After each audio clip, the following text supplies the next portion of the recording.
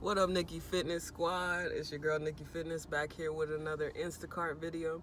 You see I got my key tag on today. I know it's been a while since I hit you guys with an Instacart video, but I've been doing it for about a month, maybe two now. And I'm gonna just show you some tips and tricks on how you can make money in these hard times. Alright, so if you ever was wondering what the app looks like, this is what it looks like. These are the available batches, and that number right there is how much you're gonna get paid for each batch you complete.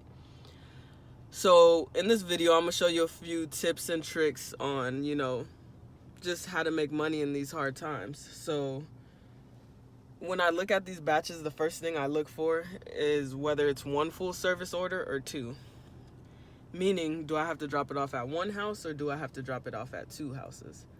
So off bat, the one that sticks out to me the most is this one. It's Albertsons. It's only 10 items and you get paid $26 for that.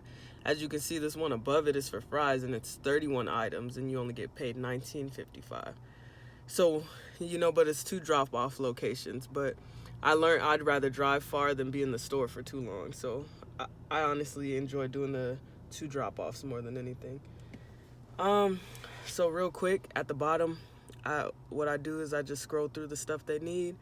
I look at how far it's gonna be, and then I go ahead and slide to accept that order. I couldn't miss out on this order, guys. Usually I would wait. Probably the next time I do an order, I'll wait and show you guys how all of them work. But with this one, we're gonna do two orders. We're going to Albertsons, and yeah. Okay, so before I go take care of this order, I do want to show you guys a few things. So if you look down, it says I have two orders waiting. I'm gonna do shopping for both of those orders at the same store. It's gonna be at Albertsons at the same time. It's just gonna be two different transactions. Now, one thing as a beginner, because I'm making this video mainly for beginners, one thing as a beginner you need to know is the difference between items and the difference between units. So as you can see, for the first order there's 9 items and 9 units, meaning they want 9 different things, and that's it. But as you can see at the bottom for Lindsay's order, there's 1 item, 2 units, meaning, so say you want some Cheerios, right? And that's your 1 item, but you want 2 boxes of Cheerios. That's why it's 2 units. So that's definitely one thing you should take a look at when you're, new to this and getting orders. Make sure you look at the units too, because they may want 1 item, they may want 10 items, they may want 20 items, but make sure you look at the units too, because a lot of times I'll get orders that's like 40 items, but it'd be 100 units, so you got to watch out for that. And also, when you're a beginner at Instacart, do the smaller orders just to get yourself warmed up, and that's what I'm gonna do today. This video is more for beginners. I'm going to do the 10 item orders, the 15 item orders, just so you guys can kind of get the hang of what to do, so I can really sit there and explain what I'm doing. But yeah, if you're a beginner, I would just start off with the smaller orders, and when you feel ready, get the bigger orders, because trust me, I've been doing this for like 2 months and you could still get overwhelmed very quickly. Is there anything else I should? Yeah, so for example, you did mention how earlier you accepted that order for like $21. Mm-hmm. So you're saying that for my first couple orders, I shouldn't accept one like that? So look at the items. So the person behind the camera is new at Instacart. She's going to be the one videotaping me today. The best thing to do is get lower items. If it says 10 items and how much you get paid is $50, by all means, take that as soon as possible. As soon as you can, swipe that. If it's only 10 items, then it's like $50, but you probably won't see that. But just look at the items. So right now, this is $26. I usually wouldn't suggest beginners getting $26 orders, but the thing about this $26 order is it's only 10 items. So it's cool. Mm-hmm. And also, as you can see, we're not driving to the store right now, so anybody who has questions about like how long do they give you to get to the store, so I would say around 20 minutes, no matter where you're at. They give you about 20 minutes to get to the store. Then they send you a reminder like, hey, you have to start your batch And then they give you about 10 minutes after that, and then they give you a final reminder like, hey, you need to start your batch soon or we're going to cancel the batch. And if you don't start your batch in about 30 minutes after you accepted it, they usually cancel the batch. So there's that. Oh, okay. And so it also, varies on distance too, right? Yes, it definitely varies on distance. Like I showed you guys when I accepted it, you can see how far the store is from you and all that. But the thing about Instacart is, for the most part, they'll stay in your area. So if you accept a batch, for the most part, I'm not going to say every time, it should not take you more than 20 minutes to get there. And it will never take you more than 30 minutes to get there, because it's all the batches that load up on your screen is what's in your area. As soon as you start driving out of your area, you'll get new batches that's in that area. So it'll never take you more. You'll never lose a batch just because you're 30 minutes away. It'll never give you a batch that's 30 minutes away. Oh, okay, I see. Yeah. So we're gonna start driving. If I think of anything else, I'll go ahead and let y'all know. Like you can see here, here's the address to the Albertsons we're gonna be going to. My GPS doesn't work good, but if yours does, you'll just press that navigate button, and then it'll take you right to either Google Maps or Apple Maps, and then you can start going to the store. All right, I'll see you guys in the store. All right, so we just pulled up to the store. Now, before you walk into the store, the things I usually do and the things I would suggest you do as a beginner, if you're close enough to the store, it'll let you press start shopping. So I'm gonna see if I'm close enough, and I am. That's why it's saying transitioning batch. And just in case you guys are wondering what batch means, it's just the groceries pretty much. So what I like to do, I like to skim through, see what I have, so I have a general idea of like where I'm going to be going before I get in the store. So like I said, this is a very short list. I usually do way more items than this. This will take no time, but I think this is perfect for me to kind of show you guys what y'all need to be doing. So off bat, we all know about the coronavirus. We all know about it. It's alive. So if you feel like you need precautions like gloves and masks, Instacart does provide a safety kit for you. Also, you can buy your own gloves and masks if you feel like you need to wear them. Another thing, rice, beans, pasta for the most part. And the biggest thing is tissue and paper towels. I'm not going to say not, but you're most likely not going to find that in the stores at this time. So already just be prepared that you're probably going to have to tell the customer that the tissue is out of stock. I'm already prepared for that. If I see tissue in there, I'll be happy. I might get me a pack, but almost every store I go to, there's no tissue. But yeah, items like that. Produce is usually always completely stocked. That's why if I see a list with a bunch of produce in it, I make sure I grab it real quick. Even if it's like a 50 item order, if 30 of those items is produce, most likely you'll find most of the items on there. So yeah, so I'm looking here. As you can see, it's like McCormick ground, aisle 4, aisle 5. It's cool because this one's in order. Sometimes Instacart does not be having it in order, but this one's in order. So we're really only going to be in aisle 4 and 5 and 6. And then there's cheese and dairy products, and then tissue and some produce. So yeah, I just kind of looked through that, so I kind of know the general idea of where I'm going to be going in the store. I'll go ahead. I usually like shut the app off, and then I'll walk out.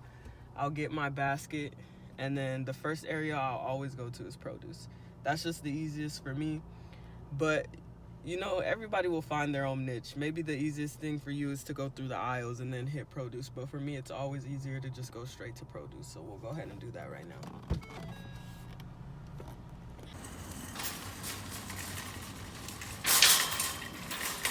So first thing I do is get a cart. Usually I don't get the carts from this unless there's one by me. But it doesn't really matter. So when I'm doing 2 orders at a time, depending on the store I'm at, what I'll do is I'll get one of those handheld baskets and I'll put it inside of the cart. That way it's sectioned off into 2 different areas so you can keep up with the 2 different batches.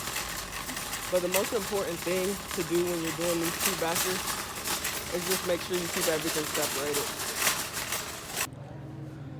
so like I was saying, you know, I got the handheld cart in here just to section it off because I have 2 different orders that I'm completing. Yeah, so like I would put order A in here and then order B in the rest. That way I can keep it kind of separate. All right, so I already got the vegetables for the first order. I realized the second order is just tissue, so they're probably not gonna get their order. But I'm gonna just basically give a quick tutorial on how to scan your item. So as you can see, they want Cheetos, cheese flavored snacks, party size. So you just click on that. You're gonna roll it back to the barcode, press found item, and scan that barcode. And then it disappears.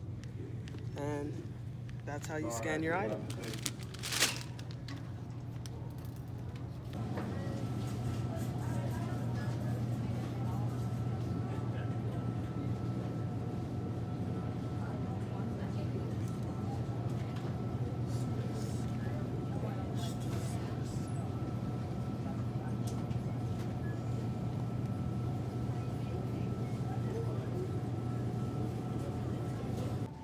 All right, now that I'm in the aisle that no one's in, because people keep looking at me weird, I'm gonna show y'all quickly. So they wanted baby Swiss. Couldn't find baby Swiss, they were out of stock. Now there's a bunch of things you can do if something's out of stock. You could refund the item, you could do a replacement. First thing I do, I press can't find item. And usually it would have a replacement cheese that the customer picks, but it did not. So the thing I'm gonna do, I'm gonna replace baby Swiss with regular Swiss. All you gotta do is press scan replacement. I scan it. How many? 1. And it's that simple. Let me know in the comments if you want me to do a video specifically just on replacements, refunds, stuff like that. I can post more videos that get more into depth with different things like that. Now, as far as our order goes, all we got left is the tissue. A is all this stuff in here. That's gonna be our first batch, and B is just 2 packs of tissue. Like I said, they're probably gonna not get that. I'm gonna be surprised if they get it, but you know, we'll see. But I'll also get to show you guys what happens if you have another batch that you have to complete and none of their items are in stock whatsoever. So you'll see that. Oh, no, sir. Just like I thought, there's no tissue. So we're gonna refund this dude's order for B. And what you're gonna do is you're gonna press can't find item, can't find that item, none of those work, can't find a replacement, and you're gonna refund it. And the reason just depends on what the reason is. So the reason is they're out of tissue, so you're gonna press no adequate replacements and refund item. And then we're gonna do that for the other tissue as well. So when it does that, and that's the only thing they wanted on their order, it's gonna let you know that they canceled the batch. But you can go back to batch A and finish up. Can't find, none of these work, can't find a replacement, refund item, no adequate replacements.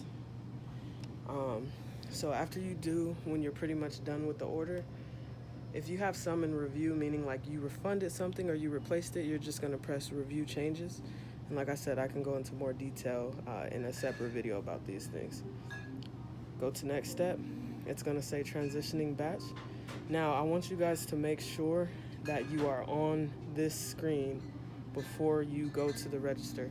I don't wanna tell you how important it is for you to be on this screen. It's either numbers or it's a barcode. When it's numbers, you know, it's cool, but when it's a barcode, you have to be on this screen. Because you can go up there, your app will stop working, your data can go out because you're in the grocery store, and you'll just be stuck in line with all these groceries, not able to complete your order. So make sure you're on this screen when you go to the register. So what I'm gonna do, I'm gonna go up there, I'm gonna type in 4s for the rewards numbers, and then I'm gonna use my Instacart card. I'll show you guys what that looks like. Use my Instacart card, and I'm gonna swipe it and press credit, and that's it. Then everything's done. Another tip before I get over there, because we're in an empty aisle, because everybody knows there's no tissue. Um, what I like to do is paper bags. Always paper bags. Paper bags will change your life. If you have a bunch of items, paper bags will turn 20 grocery bags into like 2 or 3 paper bags. It's always best to get paper. I doubt they'll let us record when I'm checking out, so I'll probably see you guys at the cart when I'm loading up. So another thing I forgot to mention before you go to the register, if you're at a store like Albertsons or a store where it wants you to just put in the phone number for the rewards card, you can go ahead and let them start scanning all your stuff and then put in the phone number. But if you're at like a Fry's or a Kroger, depending on where you live, and you have a barcode that pops up, they must scan that barcode before they scan any items. If they don't scan that barcode first, they're gonna have to void out all their items. So I just thought that's something you guys definitely should know. Alright, so this is a new day, but I want to show you guys this. If you ever catch this problem when you're doing Instacart, literally just start walking around the store waiting on it to load. Do not go to the register, you're going to be stuck. So that's what I usually do. I'll usually walk down the empty aisle until it loads up. It's most likely doing that because your data is doing something funky, or the app is just not connecting to the internet. So as you can see, I have a pretty big order. Now I'm gonna just wait till this goes through.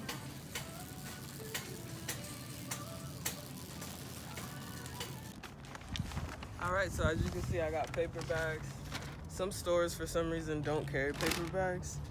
Some stores don't carry bags at all, so just pay attention to that.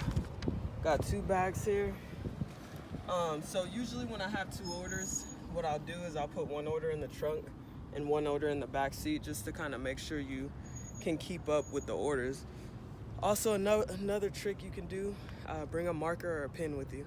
Make sure you get paper bags, like I said, and you could just write A on every bag that's for order A, and you can write B on every bag that's for order B. If there's a C, because even sometimes there's 3 batches at once, A, B, C, it's that easy. Make sure you bring a pen with you. I didn't bring a pen with me today, but yeah.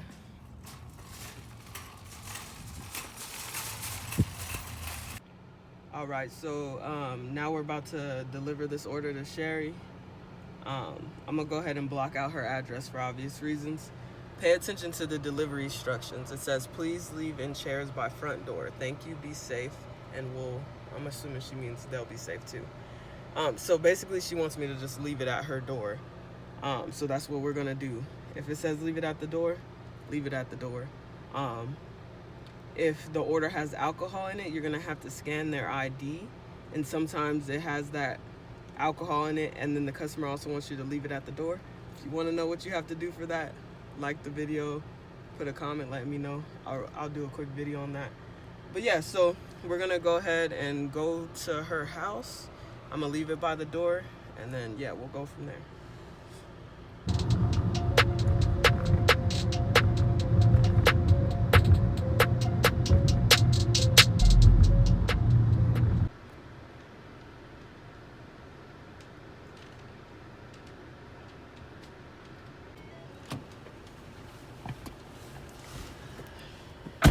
Hey guys, thank you for watching the full video. Hopefully you guys did. I know this is what you guys are waiting for, so I'm gonna go ahead and show you guys how much you can possibly make in a day. So for Saturday, April 11th, I made $303 just by doing Instacart. Yeah, so you can make money on it. Most days you're not gonna make 300, but you can make a solid $200 a day, and that's still a lot. Let me calculate that. So if you were to make $200 a day, let's say $220, so we'll minus 20 for gas. All right, take 2 before I got rudely interrupted. So if you were to make $200 a day, I made 300, but if you were to make $200 a day and divide it by the hours I worked, which was about 10 or 11 hours, you're making about $18 an hour, which is still way more than you would make off a minimum wage job, so that's pretty good. But with the $300 I made, you divide it by the 11 hours I worked, I technically was making $27 an hour.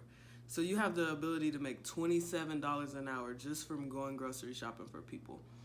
Now, with that 11 hours, and the app all shows you this. It shows you the active time you were doing it, and what is the other one? The time online. So like the roundabout time that you've been doing it, and it shows you how many batches. So I got 11 batches done.